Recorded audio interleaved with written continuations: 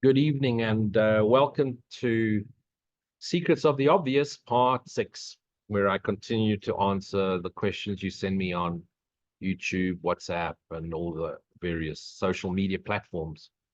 So let's just jump straight in. Now, before I continue, disclaimer, I'm no one's teacher. I'm no holy man. I'm not enlightened. There's no such thing. I'm like you, just figuring it out and transcending my body-mind identity as I awaken to our shared essence, our shared self with God. And I most definitely follow the path of the intellect, jnani, in Advaita, mixed with a combination of bhakti, devotion, which is through my contemplation time. Everybody finds their own way. Just be yourself. Always be yourself, as authentic to your essential nature. Don't try and imagine what you should be like, what spiritual should be like. Just be yourself and just focus on God. That's it. Focus on God and focus what's in front of you, and do what you need to do. Spend as much time as you can in devotion, in terms of contemplation, prayer, or if it's in service to others. Follow your own path. Some people are all about the happiness and the joy and the hugs and the laughter and the joyous celebration. Others are more stern, more serious, following the intellect. A combination's all. Some are in the path of service. It's whatever fits you. Don't ever listen to someone that tells you what's right and what's wrong, and you must do it this way and you must do it. The one thing the Course doesn't do is give us any dogmatic processes. It simply suggests forgive. And what is true forgiveness? You're forgiving yourself, really, for falling asleep and forgetting that you did this to yourself. That's it. Okay, so let's start with the questions. And I don't just post the questions which I want to answer. I post them all, even if they have a good go at me. And I'll start with the first one. Luigi. Now, just by the way, Luigi is just a nickname. It's not a Muji or a Papaji or a G anything. It's more like Luigi Poo or Luigi, holy fuck, whatever. It's just a nickname. I've been called Luigi for 30 years, long before I understood non-duality or had heard of Papaji or a Muji. So just Luigi is because in South Africa, no one can say Luigi. It ends up sounding like Louise. And so Luigi it became. So Luigi, why don't you teach from A Course in Miracles? That's strange. In your Facebook group, you almost never quote from A Course in Miracles. Very true. And why do you have such a problem with students using the word Jesus? Good question. Great question. Thank you for that. We'll get straight into it. First of all, why would I keep re-quoting from A Course in Miracles? Everybody that is on my group and on all the other Course in Miracles groups have A Course in Miracles. Read it for yourself. What's the point of me regurgitating the same quotes over and over again? How am I helping you? It's like, you know, when the little kid is naughty and he swears or gets aggressive, mommy always says, use your words. Well, do the same. That's my opinion, right or wrong. There's no right and wrong. My opinion is don't just regurgitate from a book. And if you do, expand on it. Just expand on it. Bring through your own interpretation, through your own direct experience of what it means and what it means for you. So no, I will never just re-quote and repost parts of the Course in Miracles. I may sometimes refer to it as I do to the Advaita, to the Tao Te Ching, to the Upanishads, to the I Ching, to the Egyptian Book of the Dead. I referred to many a non-dual teaching and always will. So, you know, I don't consider myself at all a Course teacher, but most certainly someone who is constantly refining my understanding. And it's always I will only teach what has worked through me, what I've experienced directly. And the miracle is it's constantly showing, it's always showing up for us. A miracle is always giving us proof. And so I quote and using my own words with complete conviction and total clarity. Some people may not get it. You simply then not aligned with this path. Of course, everybody's heading towards the same center. I don't have a problem with the word Jesus per se. I'm simply trying to challenge especially the advanced Course in Miracles teachers to realize that the Christ is our shared self, one indivisible shared self. I do have a problem, I'll practice forgiveness, on how the word is used, how the Jesus word is used. Because if we're not careful, we're going to turn A Course in Miracles into another religion, another cult. And before you know it, you're going to have ordained ministers and nuns and monks and monasteries and churches being built and ministers and then there's salaries and then there's marketing and then you have another religion and you have another cult and you completely then lose the non-dual. The course is very specific. This is a book, a process that we're meant to do on our own. The purpose of community work is find a teacher who has transcended beyond your current space-time awareness and let them guide you. And sometimes teachers will piss you off because you're not aligned in that direction, and practice forgiveness. And sometimes they're fully aligned and they help you rise above the battlefield. There's a teacher for every student and there's a student for every teacher. Follow your own path. But the word Jesus per se, first and foremost, there was never, ever a character called Jesus. Ever. Let that sink in. There is no Jesus. What people refer to as the word Jesus is Yeshua ben Joseph. And if you're going to refer to Jesus and you're supposedly a Course in Miracles student or even a Christian, then do our brother that came before us 2,000 years ago the honor and respect of at least calling him Christ Yeshua. Christ. Our Christian name is Christ. Why? Because it's our true name. What is Christ? The awakened Son of God, forever extending the love and joy, the light of God. Essence energy, forever extending.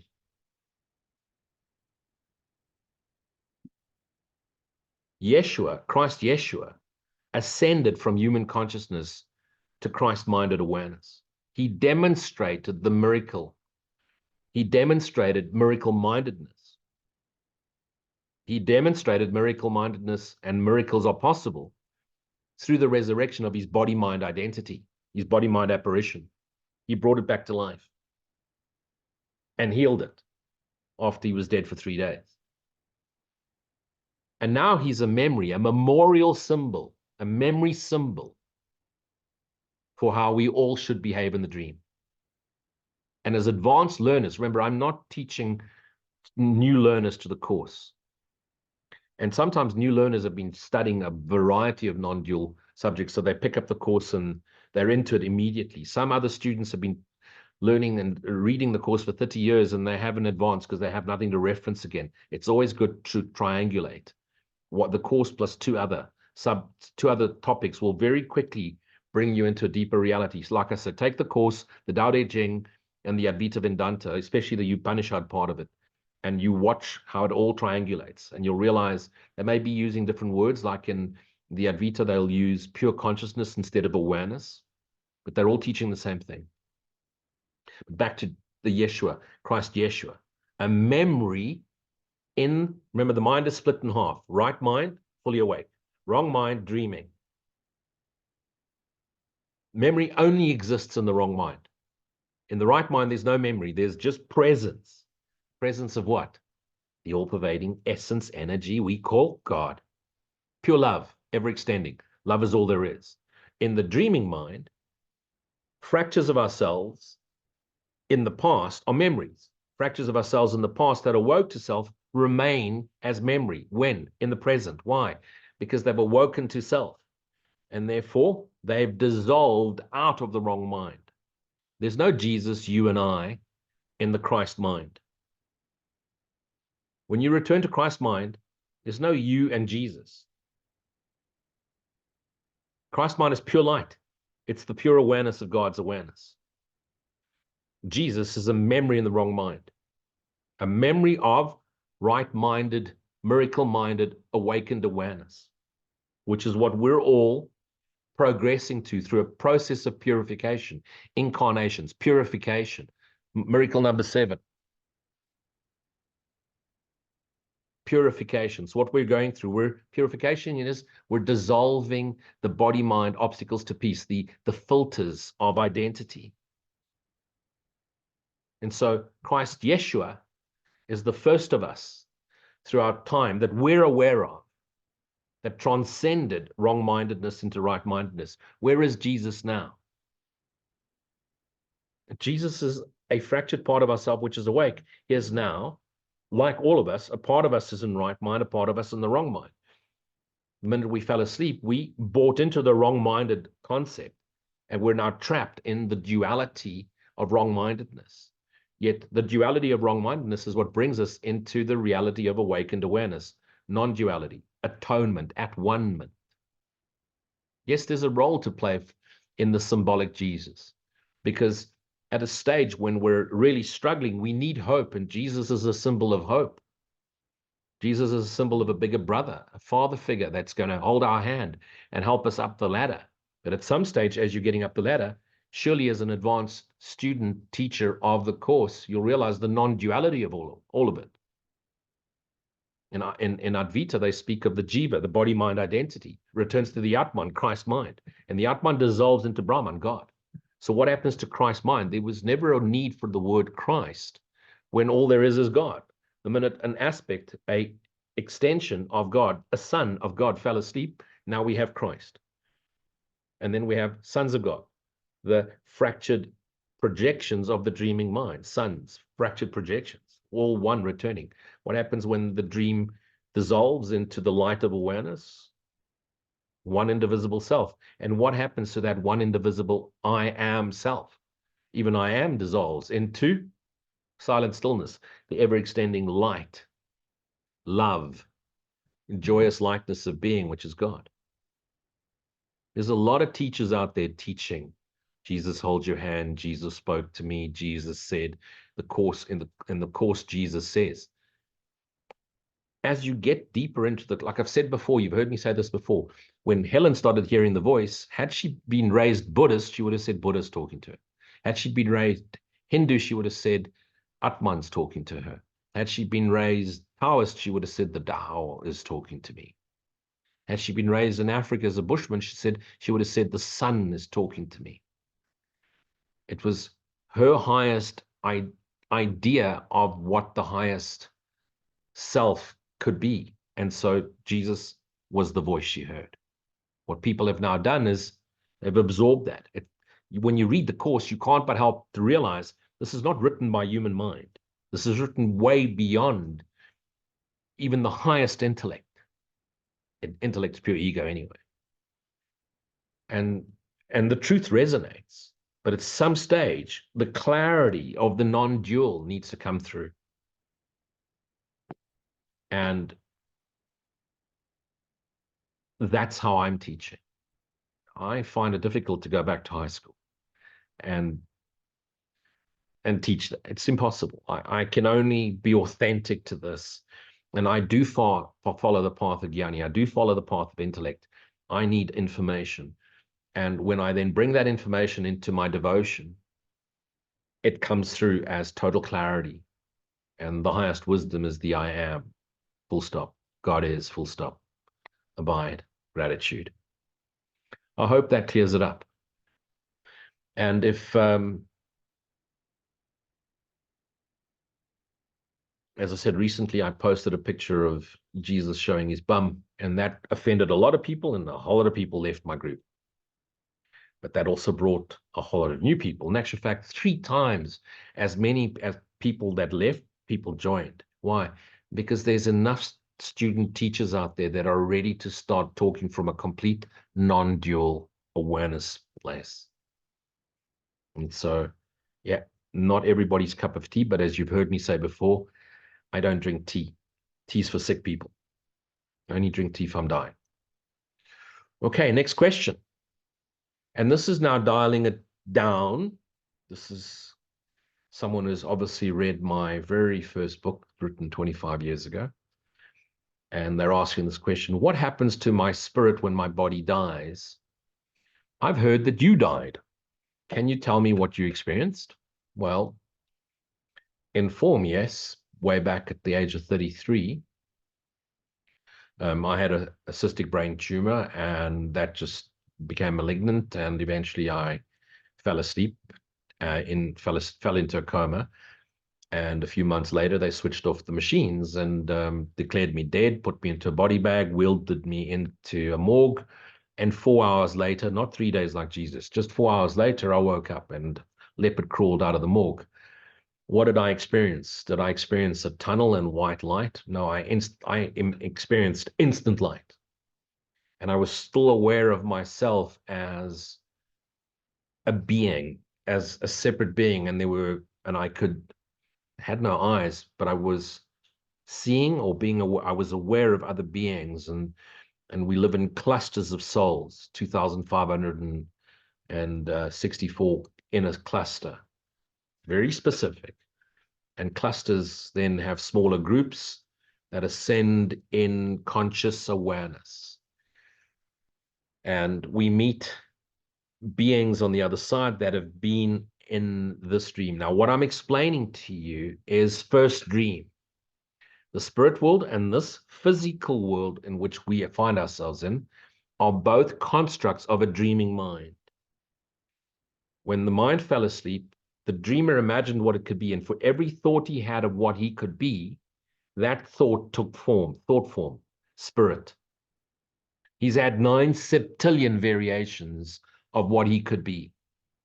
Each one of them, he started thinking, he split himself into two, 2 became 12, 12 became 144,000, 144,000 became 5.23 million, 5.2 million became 8.2 billion, and so it went. 6 subdivisions of separation within the dream, eventually projecting into form. Every single thought in form, fracture of himself, is still himself asleep. Within each fracture is the memory of God, the Holy Spirit. So no matter how he subdivided himself in his dream, he still retains the memory, because it's in a dream, of the eternal presence here now, of the essence energy we call God, Holy Spirit, Christ itself. So first dream, spirit world. We then realized in the spirit world, and someone said in a talk that I heard recently, spirit world's just like the beautiful lawns outside heaven. Imagine sitting on your bumper for eternity on a beautiful green lawn, listening to angel music. You're going to get bored very quickly. That's why we return here. There's nothing to learn in the spirit world.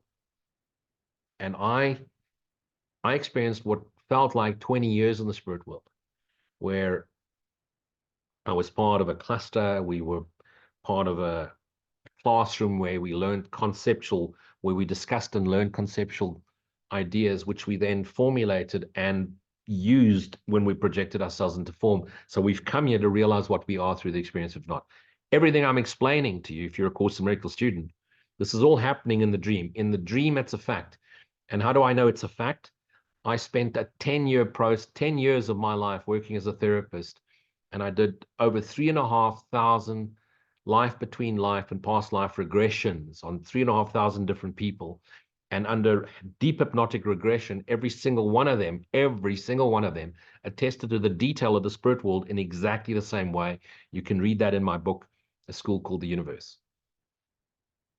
It's still all nonsense. It's still all dream. When we awaken to self, that entire plane of existence, first dream, the secret dream, just fades away. The secret dream is a way that we've hidden guilt, hidden the fact that we are mind, pure mind within mind, in God's mind, and trapped ourselves in this ethereal spirit world where everything is just so fucking boring. Ah, no one's ever explained spirit world that way. Oh, it's so lovely.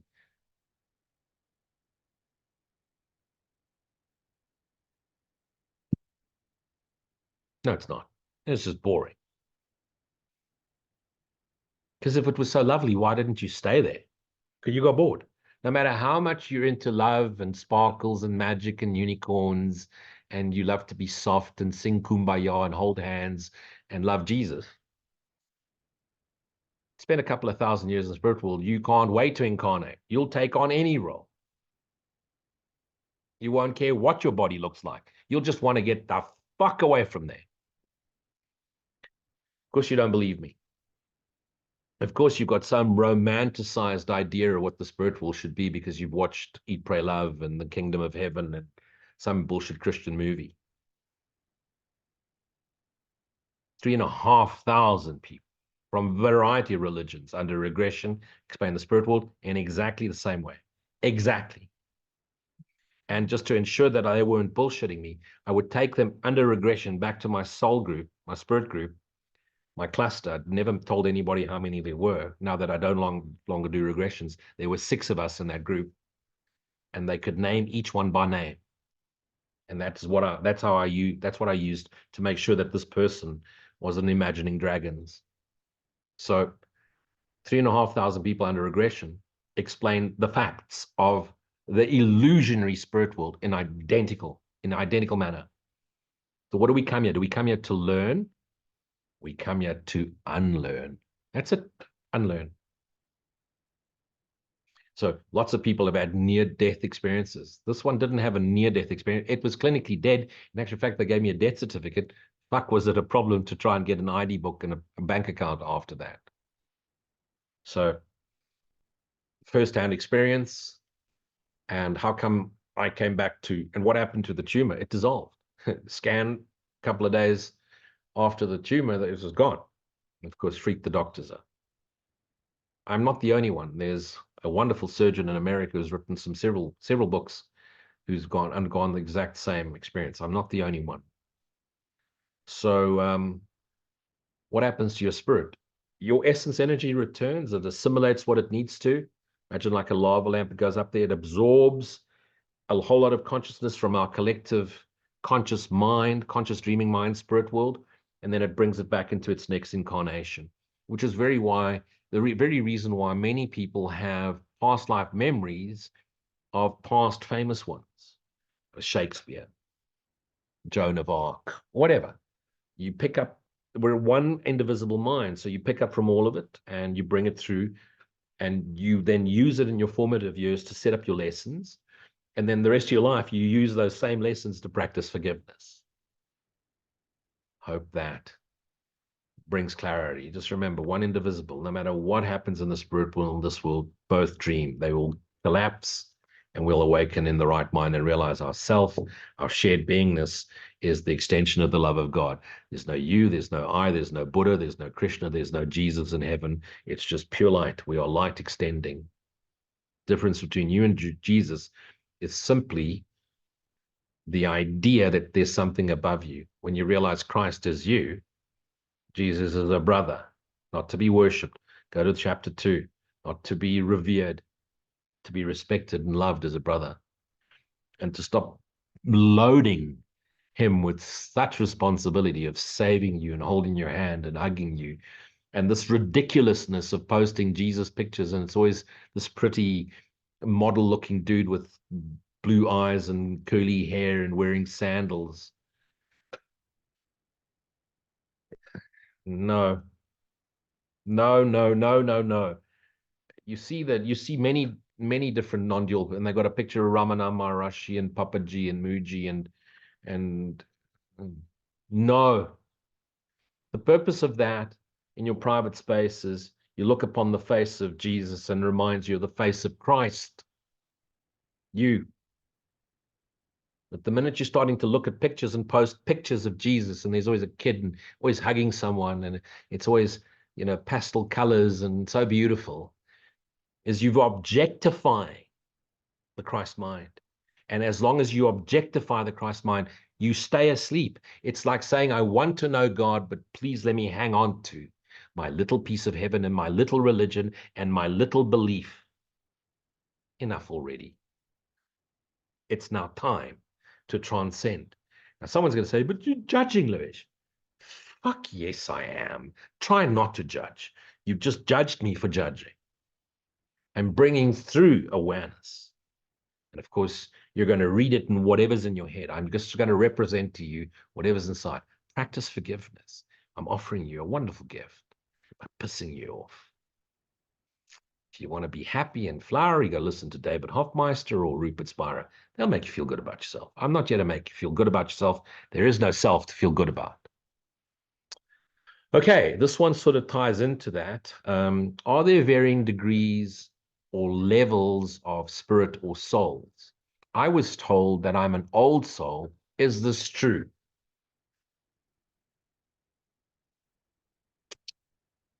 I need to be gentle here.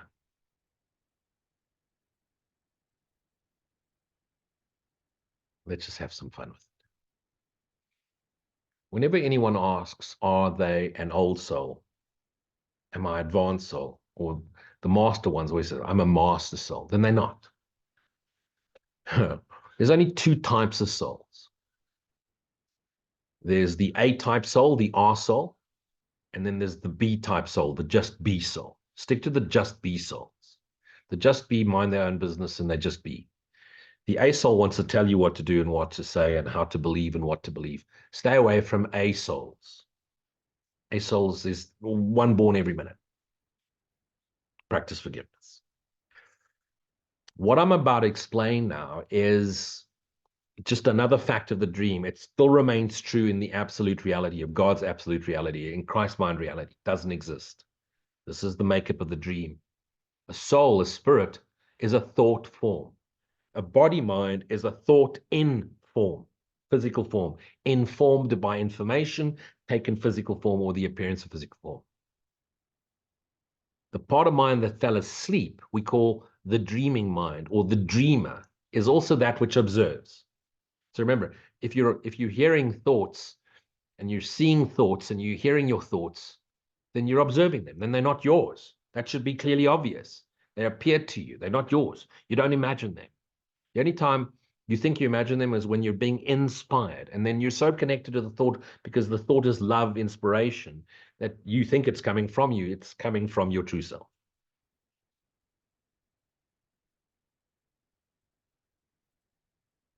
So if you're observing, you can hear the voice. Oh, I can hear the voice. You're the observer. Ooh, thoughts, the observer. You are the observer. Now decide, do I want to pay attention to the thought?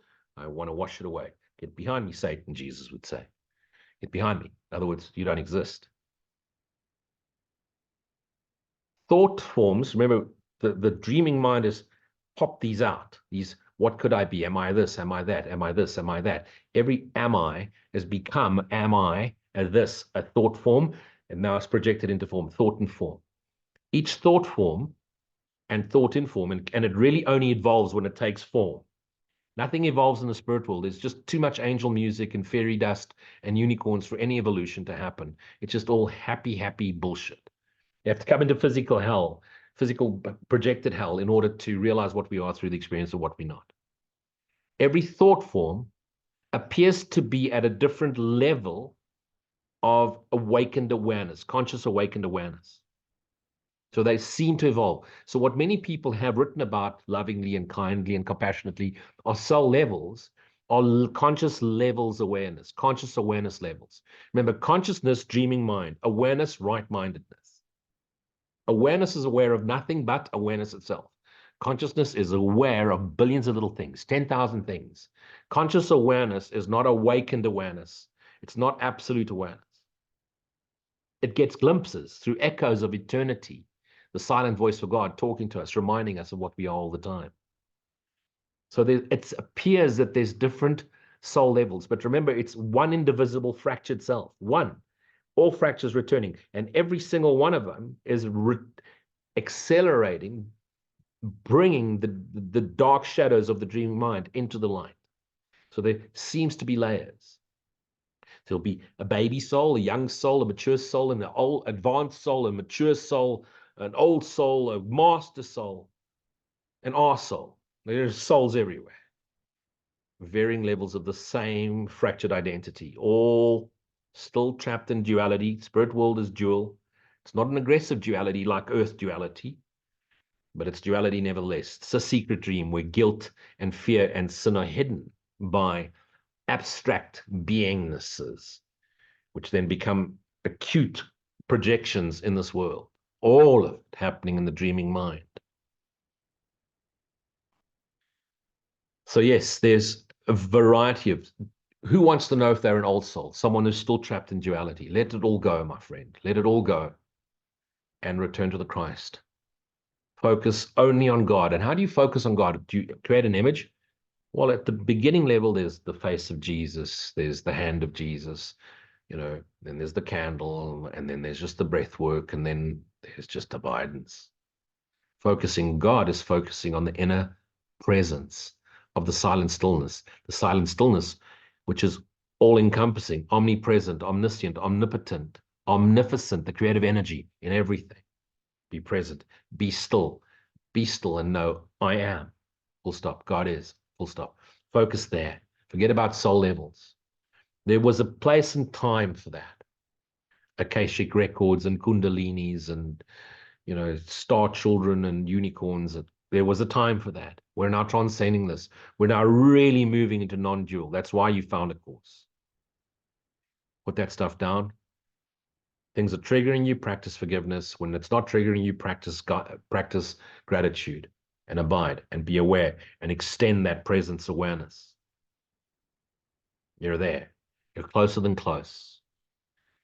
Each one of us that awakens to the essential, awakening to self means awakening to our essential nature, knowing our essential nature, the very essence, the life force of what we are, is love, is joy, is peace. That is what we are.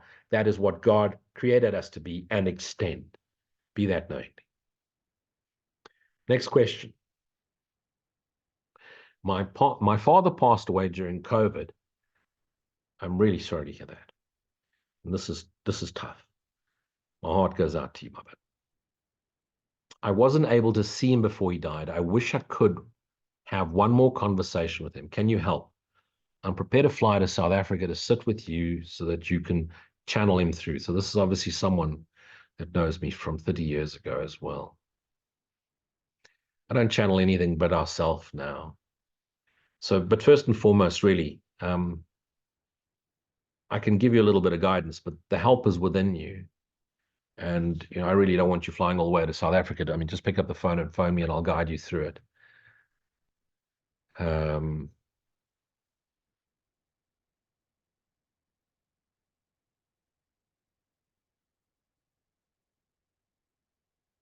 Yeah, so I'll give you the direct communication, and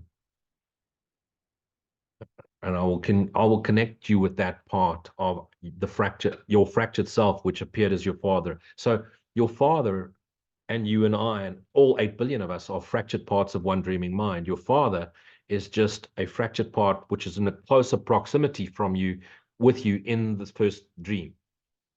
So we commune in communities of thoughts informed spirit in the spirit world. We incarnate very often as group, and your father and you were incredibly close. And so I'm not going to give your private information away and what happened, but I'm seeing it. So why? Because it's always here now. It's present in my awakening awareness, even though remember, in the dream, what seemed the past is always happening simultaneous. So when you're present, you access all of it, and then you realize none of it is real, and you just return to right-minded light of awareness. But I want you to realize your father is not gone. You just cannot see him. It's like you've misplaced your keys. You know it's in the house, and you're frantically searching for him. You've put your keys down, but you've just somehow misplaced them now. They must be here because you've arrived home. Your car's still in the driveway, so the keys must be here, but you can't find them. Talk to your keys. Just, you want to find your keys, you want to find your father, just go sit. Don't try and think about them. Just sit and bring your keys into yourself. Bring your father back into you. We're one shared fractured self. And your father is a representation of the face of Christ while he appeared in this world. The love you have for your father is the love of God. God is the love with which we love. And the God is the love with which we love each other, our brothers, our fathers, our mothers, our sisters, each other, one another. God is the love with which we love. And because of the proximity and the gentle nature, and he was quite tough too, of your father, he was the face of Christ for you. He was your hope. He was your guiding light. And you're feeling helpless now. Don't. Your father's within you. Christ is within you. Just sit with him and have the conversation. But abide long enough in silence to be able to hear the communication. And you're going to hear his voice. You used to hear his voice when you lived in this world, when he lived in this world. And so you're accustomed to that voice. It's going to sound like an inner dialogue. That's him talking directly to you.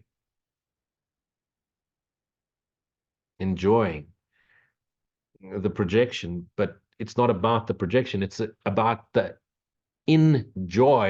enjoyment of self. The joy within, enjoyment. Your father's not gone, he's in your heart. Can never be gone. Why? Because the heart is the memory of ourself in the wrong mind, in the dream. The memory of ourself is still in the dreaming mind. And love in the dream is the memory of self. Memory doesn't exist because it's always present. So the memory brings us into present. Holy Spirit's our memory that brings us into presence. The presence of the all-pervading presence of God. Love. Okay, next one. Course also mentions angels, that God will send his angels. Are angels real? So-and-so says there's 7 types of angels. Is this true? Why do some people see them, but I cannot? I want to see angels! Exclamation marks. Well, she's reading a very famous angel lady who's just absolutely fucking cooked. Made millions of selling her angel books. Never believe a single word that woman says. Not one. You all know what I'm talking about. Completely cooked. She's now, used to be a course student too. She's now denounced the course. The 7 angels she wrote about that she apparently saw don't come from her. They come from the celestial hierarchy, the Sumaya Theologia, 16th century BC, AD, sorry. Pseudo Dionysius, I think is the way you say his name. He wrote them. They're levels of consciousness. You'll find the same angelic conscious names in the flower of life. Kabbalah. In the tree of life, you'll find the same. Chokra Michaelilu, Urialilu. You'll find the same names of the angels in the flower of life. It was shared.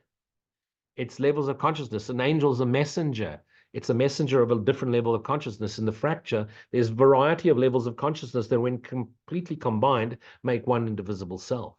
Remember, yeah, it's all about 10,000 things, name and form. In right-mindedness, it's formless awareness forever extending the light and love we are.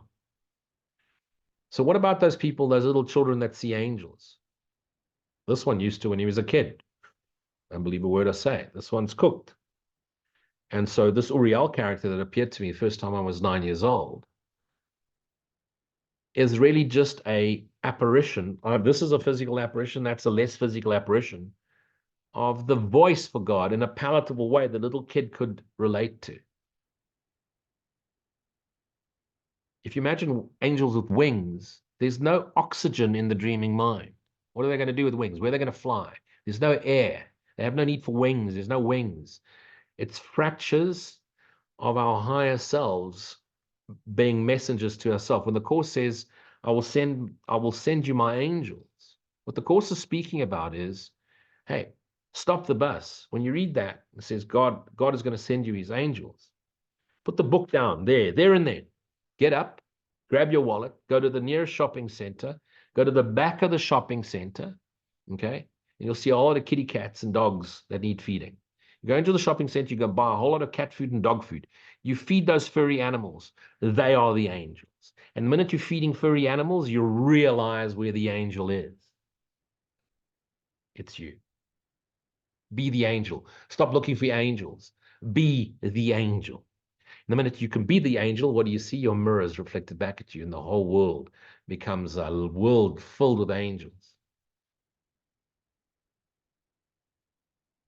True angels, they're furry little creatures. God didn't make angels.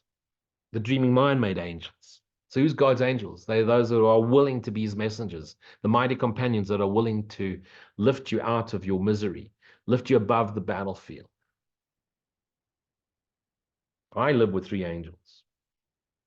They believe they're God. Especially Grogu. He thinks he's God. Yep, I'm talking about you. So, again, angels, just like a Jesus figure, it's a symbol of a higher self that guides us, holds our hands, gives us guidance. What about angel cards and all of that? It's wonderful. There's a level for it. There's a place for it. Most of them are beautiful to look at, frame, put them up in the wall. There's a level, and eventually there's self and self. Little self being communicated directly, direct communication from higher self, true self, Christ self. It's all going to come through. Stay away from angel ladies or angel dudes or angel anything. You found the course. Stick to the non-dual path. Abide in silent stillness. Give your gratitude. Become the angel. Okay, next question is a very common one and found in a variety of spiritual circles, and you hear this often, is, do we have a twin flame or a soulmate? Does everyone have one?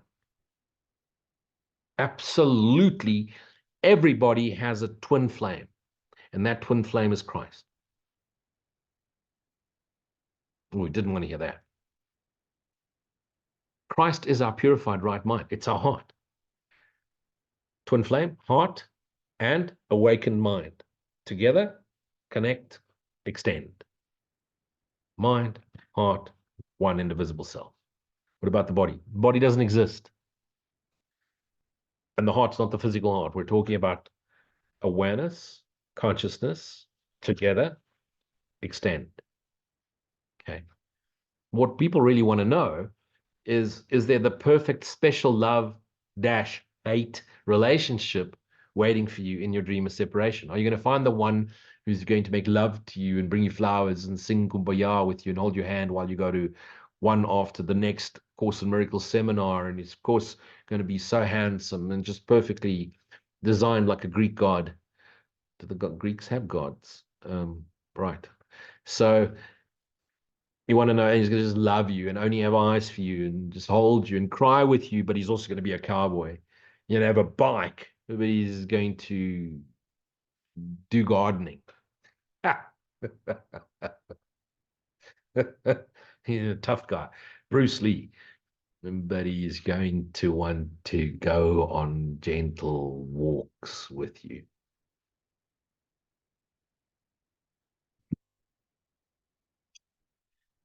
And then he's going to bring you some serious forgiveness lessons because he's going to trigger everything in you.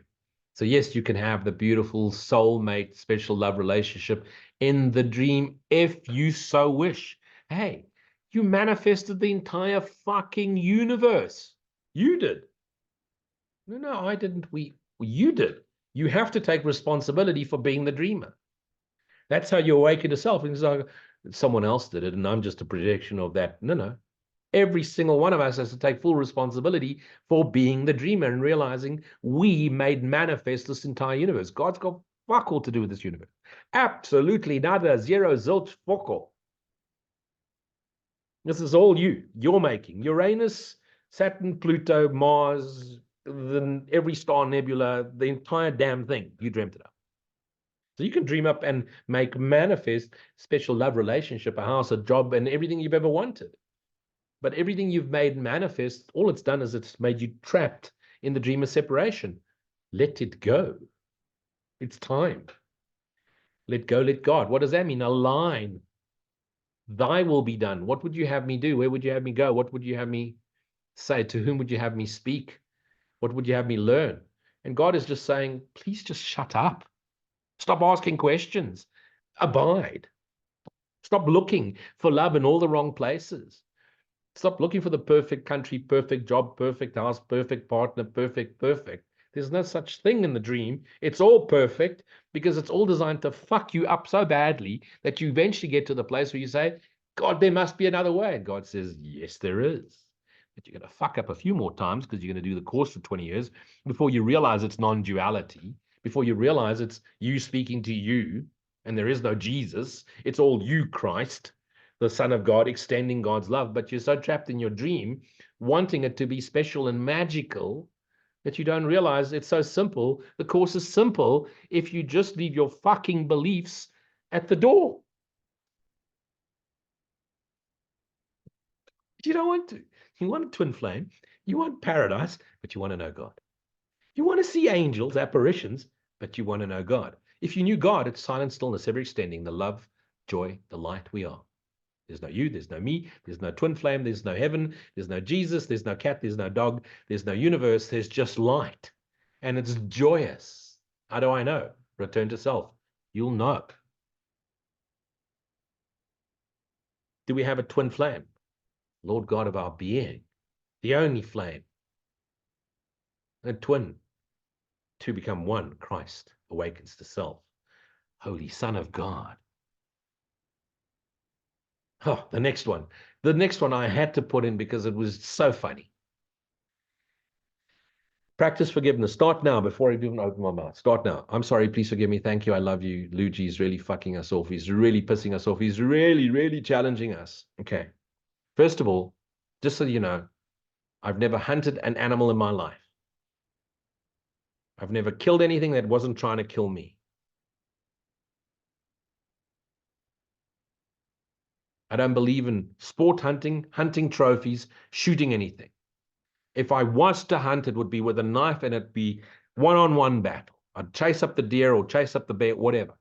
I've never wanted to kill a single animal. Humans, yes. Animals, no. I don't believe in killing animals. Am I a vegan? No. I eat meat. What do I eat? Chicken and fish. Why? Chickens are stupid and fish just as much. And Jesus ate fish, so perhaps Yeshua, Jesus, ate fish, so it's okay. Was Jesus a vegan?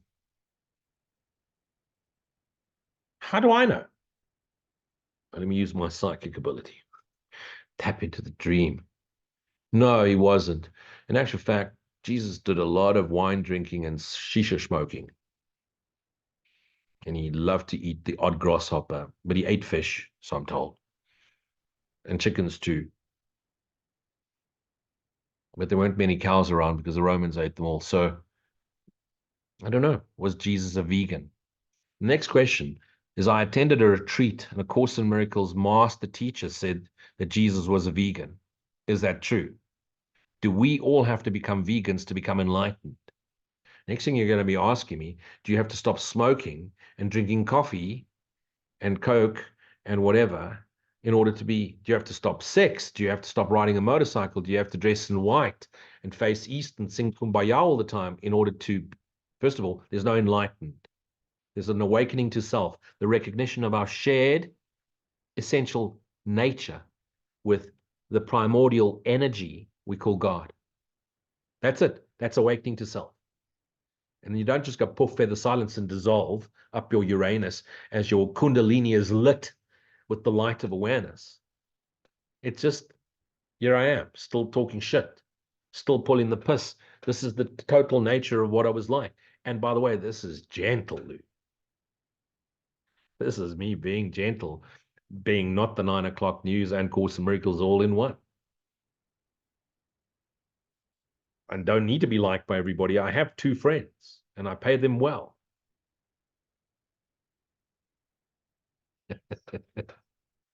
So do you have to be anything in order to be enlightened? No, you awaken to self. Hey, there comes a stage in your progression, in your purification, you'll eat less and less, first of all. You won't want to eat heavy meals, so you won't want to kill anything to eat it. And it'll be a gentle progression, but by all means, no. You don't have to do anything. And was Jesus a vegan? Who cares? What does it matter? By all means, try and save as many animals as possible. And by all means, stop the suffering of animals in this world. By all means, it's the very thing that got me going. Because that's what made me really angry with God, is why does something have to die for something else to live? Why do we have to eat animals? But animals eat animals too. Why? Even my beautiful little kitty cats still kill a bird if they catch it.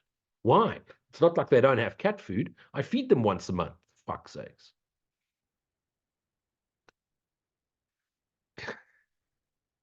No, my cats eat 3 times a day. I spend more money on cat food than I do on myself. And I'm a bachelor, so I eat out a lot. So let's just put that into perspective. Fact is, you don't have to do anything. And the minute you think you have to do something, you're out. You're trapped in the duality of it all. Be true to yourself. I'll be very honest with you. About 10 years ago, I went through a phase where I couldn't touch meat. Now, yeah, chicken and fish. I'm not saying you should only eat chicken and fish. It's just a natural progression. It's less and less. I eat a meal a day. One, basically. Lots of coffee, lots of coffee.